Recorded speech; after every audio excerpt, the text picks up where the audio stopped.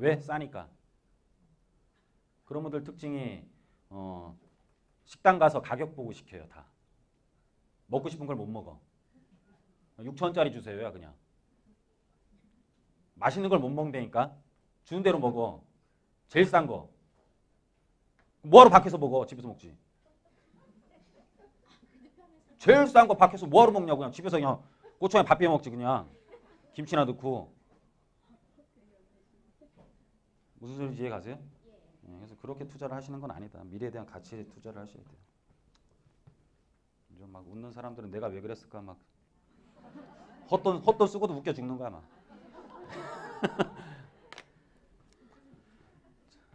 자, 수익형 부동산.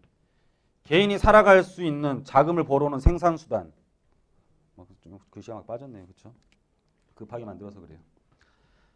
생산수단의 수익형 부동산도 내가 살아갈 수 있는 생산수단에 투자를 한 거지.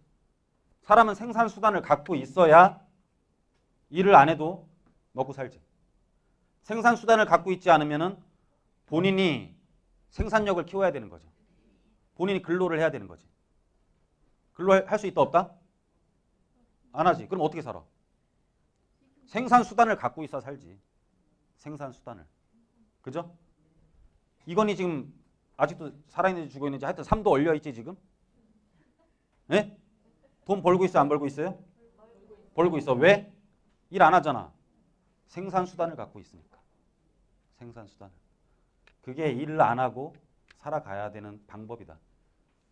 이따가 생산수단이 없으면 돈이 얼마나 드는지도 한번 가르쳐 드릴 거예요. 따라서 투자상품 자체인 것을 정책적으로 투자상품이 아니라고 말하는 것은 잘못된 말이다. 그냥.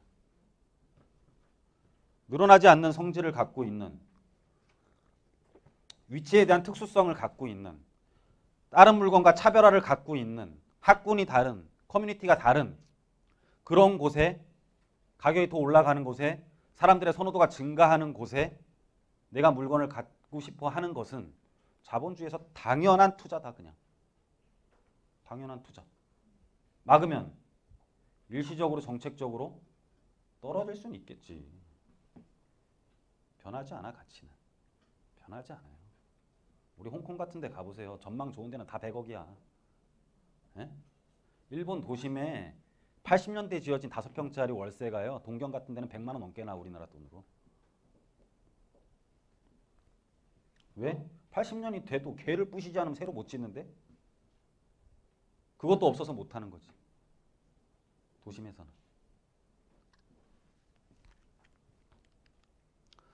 살아가는 방법은 그러면은 생산적인 요소의 활용에 있는 거예요. 살아가려면 생산적인 요소를 내 몸뚱이 스스로 만들 수 있다면 근로를 하는 거고, 아니면 살아가기 위해서는 생산적인 요소의 활용이 있어야 돼. 아까 생산적인 게 뭐가 있어요? 생산의 3요소. 토지, 자본, 노동력. 또 하나 더 아이디어. 본인이 살아가려면 그 4개를 다 갖고 있던가 그 중에 최소한 1개는 갖고 있어야 돼. 생산을 하려면. 그죠? 자본을 갖고 있던가, 노동력을 갖고 있던가, 토지를 갖고 있던가, 아이디어를 갖고 있던가. 생산을 해야 살아갈 거 아니에요. 여러분들은 지금 생산하고 있어요? 안 하고 있어요? 안 하고 있지. 돈이 전혀 생산을 안 하고 있지. 돈 다 은행에 가 있잖아 막. 왜 이자가 1%대냐. 이 돈이 없어지면 어떻게 할까? 내가 돈보다 더 일찍 죽어야 될 텐데. 돈을 일찍 죽으면 나는 어떻게 사냐. 비참해서. 예? 다들 안 그러세요? 맞잖아. 막 돈을 막 있는 대로 아껴갖고 그냥 돈이 없어질까 봐. 그래서 살아가는 방법은 생산적인 요소의 활용에 있다. 활용. 아까도 말씀드렸다시피 자본, 노동력, 토지 4요소까지 하면 아이디어. 특허를 내든가 자본을 굴리든가 몸을 굴리든가 토지를 팔든가 뭘 해야 살 거 아니에요. 어떻게 살아갈 거예요? 주여 주시옵소서 하면 나와? 안 나와. 절대 안 나온다. 돈을 까먹어도 범사에 감사한다? 감사 못해요. 까먹으면. 그래서 어떻게 활용하는 것인가에 따라 달려있다 그냥. 자, 연령에 맞는 투자 방법. 30대에는 없죠 지금? 네, 없는 것 같아요. 30대는 그냥 자녀분들 계시면은 집부터 사라 그냥. 집을 사고 나서 그 다음에 투자하는 거예요. 집이 안정화가 돼야 그 다음에 기초가 있어야 그 다음에 성도 쌓는 거지. 그렇죠? 기초가 없는 상태에서 투자하면 헛바람 들어갑니다. 헛바람. 모든 국민이 헛바람 들어가니까 정책이 세게 나올 수밖에 없어. 대학생들도 십시일반해갖고 갭 투자 안 되는데? 뉴스 보셨죠? 여러분들 영어 한 번도 안 쓰고 다니다가 맨날 갭갭거리고 있고 평생 영어를 안 쓰다가 갭이란 말은 엄청 쓰고 다녀요. 그러니 나라 가만히 있어 안 있어? 당연히 눌러야지. 당연히 눌러야 되는 거야 그냥. 그럼 미쳤잖아 다. 기초도 없는 상태에서 대학생들이 뭘 한다고 지네들끼리 모여갖고 집을 사고 있으니 문재인이 열 받아 안 받아? 김현미 열 받아 안 받아? 열 받지. 당연히 열 받지. 나라도 열 받겠어요. 나라가 미쳤는데. 그럼 정책이 나오는 거예요. 그래서 또 정책이 나왔는데 시장이 죽으면 또 미치는 거지. 또 풀어야지 어떻게. 계속 죽여? 못 죽여요. 정책은 그런 거야. 정책은 일관성을 가질 수가 없어요. 일관성을 가질 수가 없어. 경기는 계속 좋고 나쁨을 반복하면서 결론은 우리가 투자를 하느냐 안 하냐에 대한 목표를 세우는 것은 과연 좋고 나쁨이 반복하다 이게 우상향으로 갈 것이냐 우하향으로 갈 것이냐야. 우향으로 가가지고 우하향으로 가서 2030년부터 인구가 준다니까 아예 집값이 반토막 날 것 같으면 안 하는 거고 그게 아니라면 하는 거고 2030년부터 인구가 준다 그래갖고 못해. 2030년부터 인구가 어떻게 줄어요? 막 반으로 줄어? 네? 막 인구가 갑자기 막 옆에 있는 사람 다 없어져? 안 그래. 일본 열동 가라앉고 있어. 무슨 소리 하는 거야. 일본이 막 없어져요? 일본 전체 전쟁 일으켜야겠네. 북한이 일으켜야 되는 게 아니라 일본이 또 일으켜야지 3차 대전을. 안 그래. 인구가 0.0000001%가 줄까 말까예요. 그렇지 않아요? 그건 우리나라 인구를 말하는 거지 또. 해외 노동 인구는 어떻게 할 건데 평균. 해외에서 들어오는 사람 길바닥이지 않아? 안 그래. 집에서 자지 다. 그렇지 않아요? 그럼 이런 모든 것들을 통계를 어떻게 낼 거냐라는 거예요. 겁낼 거 없다 그냥. 통계는 사실 믿을 것도 안 돼. 주택값이 0.001%, 0.01%가 떨어졌대. 도대체 얼마 떨어진 거야? 10억 하던 게 100만 원 빠졌대는데 맞는 거예요? 통계 같은 거 자꾸 보지 마세요. 잘 안 맞으니까. 그래서 30대는 내 집 마련을 해야 되고 40, 50대는 이제 본인 주택이 있으면 30대에 이제 구입한 주택이 있으면 또 미래에 대해서 투자를 하셔야 돼. 본인은 생산적인 활동을 계속 하고 있으니까. 그죠? 60대 이후부터는 그 다음부터 나를 위해 살아야 되는 거야. 나를 위해. 너무 차익형에 막 70대 막 이럴 때 차익형에 투자를 하시면 안 돼요.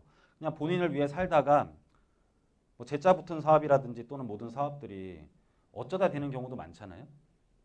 응? 우리가 한남 뉴타운에 살다 보니까 한남 뉴타운이 돼버린 거지 한남동에.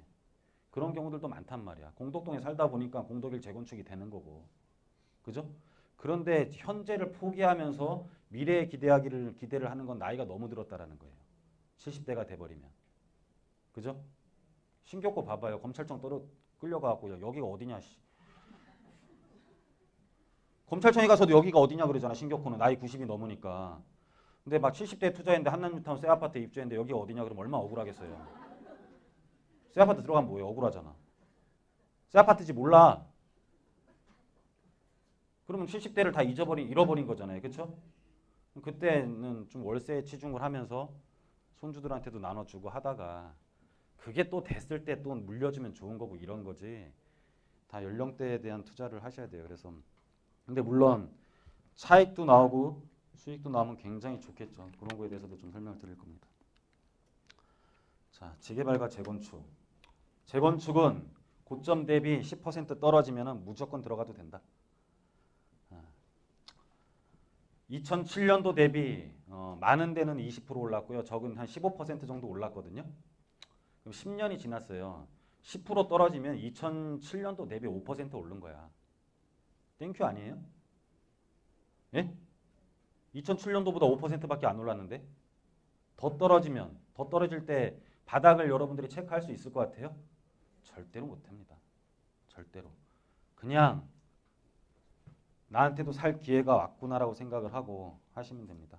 근데 재건축과 재개발로 놓고 봤을 때 현 정부에 대해서를 한번 보면 재건축과 재개발을 구별하는 거는 가장 큰 차이는 기반 시설이 양호하냐 열악하냐 차이예요. 우리 아파트만 부시고 짓는 게 재건축이 아니라 집을 부시고 짓는 것도 재건축입니다. 그냥 단독 다가구 다세대를. 거기도 재건축이 있어요. 기반 시설이 열악한 곳에서 단독주택 다가구를 부시는 것은 재건축이라 그래. 방배동은 뭐라 그래요? 재건축이라 그래. 기반 시설이 양호한 곳. 기반 시설이 아주 안 좋은 부가연동 이런 데는 재개발. 한남 재개발. 뉴타운 지구 안에서도 재개발이 있을 수가 있고 재건축이 있을 수도 있어. 무슨 말인지 이해가세요? 예를 들어 뉴타운은 모든 게 재개발이 아니다. 뉴타운이 만약에 이렇게 있다면 그냥 이런 동네가 있는데 이런 데는 막 이런 동네야. 뉴타운 안에서도 재개발로 가. 네? 뉴타운 안에서도 집들은 되게 후졌는데 도로가 잘 돼 있어. 그럼 재건축으로 가. 네? 근데 이쪽은 막 뉴타운 안에서도 이주민들이 막 모여 있어. 그리고 내가 당장 철거를 안 하면 막 무너질 것 같아. 산이 막 이렇게 있어가지고 무너질 것 같아. 너무 시급해. 이런 데는 주거환경 개선 사업으로 가. 우리가 시흥이동 같은데 뜰 한 채 있죠? 응? 막 개발 안 하면 무너질 것 같아. 무너질 것 같은데 얘네들한테 조합 설립 인가 내고 뭐 사업시행 인가 관리 처분하 못 기다리겠어 그냥. 얘네들이 다 죽으면 어떡해. 무너져서. 그러니까는 확 수용해 버리는 거야 그냥. 응? 무슨 말인지 이해 가세요? 굉장히 시급할 때는 주거환경 개선 사업으로 가요. 그리고 이주민들이 많이 몰려 있어 막. 예? 그래서 이런 데들을 성남 태평동 막 이런 데들은 또 주거환경 개선 사업지구로 하죠. 일단 되게 긴데 주거환경 개선 사업지구는 그냥 투자하지 말아야 그냥. 단순히 말하면 어떤 거냐면은 조합으로 사업을 하는 게 아니라 관할시에서 그냥 다 매수를 해버리는 거야. 매수를 해갖고 입주권을 하나씩 줘요. 그러면은 입주권을 하나씩 주는데 매수는 얘네들이 다 했잖아. 그러면 주체가 관할시가 되는 거죠. 그러면 일반 분양이랑 똑같은 가격으로 줘. 그러면은 내가 산 금액과 매수한 금액이 우리가 보상받은 금액이 차이가 나면 그만큼 손해가 보는 거지. 이득 받는 경우는 거의 없어요. 우리가 보상에서 이득 본 경우는 대한민국에 거의 없습니다. 보상지역 가면 무조건 띠둘러. 어? 반세기 동안 지켜온 내 땅. 한강수가 혈수돼도 뭐 투쟁 막 난리야. 에? 보상하는 데는 무조건 빨갛게 둘러요. 그죠? 그러니까 보상이 만족하게 되는 데는 대한민국에 거의 없다고 보시면 돼요. 왜냐하면 시세 보상이 아니니까. 시세는 우리가 대부분 가격이 어떻게 이루어지냐면은 여기가 개발될 때라는 가정하에 개인과 개인이 의견이 합치된 금액이잖아요. 근데 보상이라는 건 그렇지가 않아. 그냥 개발이 안 된다라는 가정하에 평가를 해요. 대부분이. 우리가 재건축 재개발 평가도 그렇게 해. 개발이 된다라는 가정하에 평가를 안 해요. 네? 재개발 평가를 할 때 개발이 된다라는 가정하에 평가를 안 해. 여기서 하나 또 설명하고 가야겠네. 또 다 막 이렇게 눈빛이 다 흐리멍텅해. 설명 꼭 해야 될 것 같아. 눈빛이 다 흐리멍텅해졌어요.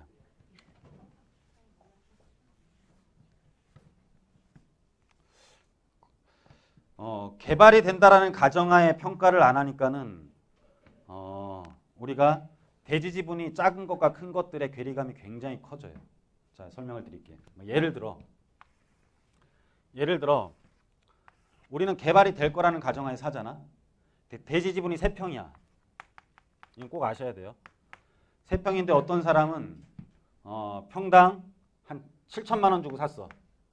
그럼 2억 천이죠. 그쵸? 2억 천. 어떤 사람은 30평을 평당 한 3천 주고 샀어. 3천. 9억이죠. 얘는 되게 싸게 산 것 같죠. 네? 얘는 비싸게 산 것 같고. 근데 둘 다 조합원 분양가는 9억이었다고 가정을 하자고. 9억. 근데 이 금액은 이런 금액들은 우리가 개발에 대한 평가를 받기 전에 개인과 개인 간의 의견이 합치된 금액일 뿐이에요. 근데 우리가 평가를 할 때는 개발이 안 된다라는 가정하에 사업시행 인가를 받기 전에 금액으로 평가를 해. 무슨 말인지 이해 가십니까? 예? 사업시행인가 뭔지 모르지 또. 어떻게 지을 건지. 이런 게 나오기 전에를 기준으로 평가를 한단 말이에요. 그러면은 보통 우리 서울시 공시지가가 한 1,000만 원대거든요. 서울시 공시지가가 평당. 그러면 한 1,500 평가를 받는다고 가정을 하자고. 그러면 3평은 평가를 얼마 받아요? 4,500. 네? 0.45억. 그죠? 그럼 얘는 1,500 평가를 받아. 얼마 평가 받아? 4억 5천. 그죠? 4억 5천 평가를 받죠? 그러면은 얘는 추가 부담금을 얼마를 더 내야 돼요? 8억 5,500. 그죠? 8억 5,500 더 내야 되고 얘는 4억 5천 더 내야 되죠? 그러면은 둘 다 들어간 금액이 얘는 9억 플러스 4억 5천 하면 13억 5천 들어가고 얘는 10억 6천 5백이 들어가잖아. 희한하죠. 그쵸? 왜냐면은 평형이 클수록 마치 싸 보이지만 우리가 개발이 되는 가치와 안 된다는 가치의 점점 평이 클수록 괴리감이 커지는 거야. 얘는 차이가 요만큼 났는데 3평일 때는 차이가 엄청 나는데도 요만큼밖에 안 되지만은 30평짜리는 처음엔 차이가 안 나는 거 보이지만은 평형이 30평으로 커졌잖아요. 그러면서 이만큼 얘보다 차이가 더 나버리는 거야. 무슨 말인지 이해 가세요? 앞에 초장에 1평, 2평, 3평으로 놓고 봤을 때 차이가 확 난 것처럼 보이지만은 결론을 따지면은 요만큼 우리가 프리미엄을 주게 된 거고, 처음에 한 평당 차이는 별로 안 나 보이지만 이게 하나, 둘, 셋, 넷 30으로 갔을 때는 이만큼 차이가 나는 이유가 무슨 말인지 이해 가세요? 그 괴리감이 점점 커졌다는 뜻이야. 그래서 재개발 같은 경우는 소형 평형에 대해서 벌어질 수 있는 한계점을 갖고 있기 때문에 이런 게 훨씬 더 유리한 경우들이 많아. 무슨 말인지 이해 가시죠?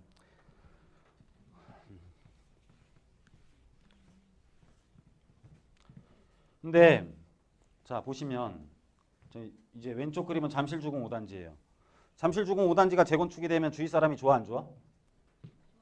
왜 좋아? 길은 똑같은데. 안 좋지. 똑같지. 똑같아. 기반시설이 더 좋아진 게 없잖아요. 길이 더 좋아진 게 없잖아. 길이. 얘만 재건축이 된 거지. 그죠? 여기 있는 사람이 일로 갈 때 똑같아. 편해진 게 없어. 그냥 이렇게 가야 돼 그냥. 그러면 얘만 좋아진 거잖아요. 그죠? 사회적인 관점에서 봤을 때는 얘는 나라가 구역에 지정을 해줬기 때문에 얘가 혜택을 받다라고 보는 거야. 공익성이 없다라고 보는 거지. 재건축은. 무슨 말인지 이해 가세요? 근데 재개발은 여기 아파트로 변했어. 막 길이 좋아졌어. 여기 있는 사람 일로 갈 때 편해 안 편해? 지금 막 이렇게 가야 되잖아. 예? 그러면은 얘도 좋아졌지만은 주변에 있는 사람들도 좋아졌죠. 이건 공익성이 있다라고 봐요. 그래서 얘는 공익성이 없기 때문에 너 내가 지정해 준 거기 때문에 3천만 원 이상 더 남으면 50% 내놔야 이게. 그게 초과이득 환수야. 너는 나 때문에 좋아진 거야. 무슨 말인지 이해 가세요? 얘는 공익성을 갖고 있기 때문에 그런 거를 쓰지를 못해. 환수의 개념을 쓰지를 못해요. 공익성을 갖고 있기 때문에. 왜? 얘네들이 개발을 되게 해줌으로써 남들을 좋아하긴데 왜 돈을 뺏어가? 나만 좋아진 거야? 너도 좋아졌는데 왜 내 돈 뺏어가야? 무슨 말인지 이해 가세요? 얘는 너만 좋아졌잖아. 네 돈 내놔야. 이해 가시죠? 예, 그래서 재개발이 조금은 더 재개발 같은 경우는 또 서민들이 사는 사람들이 대부분이기 때문에 규제를 하면은 문제가 발생할 수도 있어요. 그래서 재개발 쪽이 지금 문정부에 있어서는 훨씬 더 좋은 투자 수단인 것 같다. 재개발은 굉장히 빡빡한 데만 재개발을 하기 시작을 해요. 우리가 막 금호동, 옥수동 재개발할 때 일반 분양 거의 안 나왔었죠. 그렇죠? 예? 그건 무슨 뜻이냐면은 굉장히 고밀한 곳을 재개발을 했다라는 뜻이야. 고밀한 곳을. 그죠? 근데 점점점 재개발은 고밀한 곳을 재개발을 하다 하면 할수록 일반 분양이 더 많이 나와. 뭐냐면 점점 더 저밀도 지역을 개발을 하게 되는 거야. 그러면 점점 저밀도 개발을 하면 일반 분양이 많아진다는 뜻이죠. 옛날에는 없었는데. 그러면 점점 사업 이득은 커지는 구조야. 시간이 지날수록. 무슨 말인지 이해 가세요? 이해가 안 가? 확실히. 내가 얼마나 내 연구 많이 한 거예요. 여러분들 그냥 보고 있지만 어떻게 하면 이게 그냥 이해가 잘 갈까? 이게 더 크잖아 이게. 이해 가시죠? 자, 재건축. 저층 재건축할 땐 팔 게 많지. 저층 끝나면 중층으로 가죠. 중층으로 가고 고층으로 가지. 점점 이득이 어떻게 돼요? 없어지는 거야. 또 이거 하얀 거 보고 많아진다 그런 사람도 있어 또. 그러니까 구조 자체가 재건축과 재개발은 반대의 개념이란 말이에요. 구조 자체가. 그럼 시간이 지날수록 사업에 대한 용적률이 정해져 있다고 가정을 했을 때 과연 어디다 투자를 하는 게 맞냐라는 거지. 알면서도 고치기가 상당히 어려워요. 왜? 관성이라는 게 존재해. 사람이라는 것은. 관성. 내가 계속 배처럼 시동을 끄더라도 계속 나가는 버릇이 있단 말이에요. 그러니까 관성이라는 게 존재하니까 누구든 꼭지를 잡게 되는 거야 그냥. 계속 재건축에 투자에 대한 관성이라는 걸 갖고 있어 사람들은. 물론 시간이 지나면 아까도 말씀드렸다시피 신규 주택을 공급을 할 수 있는 게 한정돼 있기 때문에 오르긴 오릅니다. 100% 장담합니다. 양극화 시작. 그래서 좋은 것은 더 오른다 그냥. 왜 우리 집은 안 오르지? 더 잘 알면서. 더 잘 알잖아요. 안 좋은 데니까 살기는 편한데. 원래 사는데 다 편해. 자기 동네 제일 편해. 시골 갔다 오면 우리 아는 간판 보이면 마음이 편안해지잖아. 그쵸? 원래 그래. 자, 쉬었다 할까요? 되게 어려운 내용인데. 머리 지진나? 벌써 50분 했어요. 그쵸? 제가 2시 정확하게 스타트 했는데 벌써 시간 빨리 가죠? 가야 재밌어서 그래. 가야 재밌으니까는 거의 신앙생활처럼 매일 와. 막 연세 드신 분들 매일 오는데 막 어쩌다 안 오면 막 걱정돼 막. 연세 드신 분들은 특히 매일 오셔야 돼. 네? 안 오면 내가 걱정해. 알았죠? 안 올라면 말하고 와. 말하고 안 와. 네? 꼭 말해야 돼요. 뭐 걱정돼가지고 그냥 계속 안 보이면. 네, 잠깐 쉬었다 하겠습니다. 네. 안 돼요.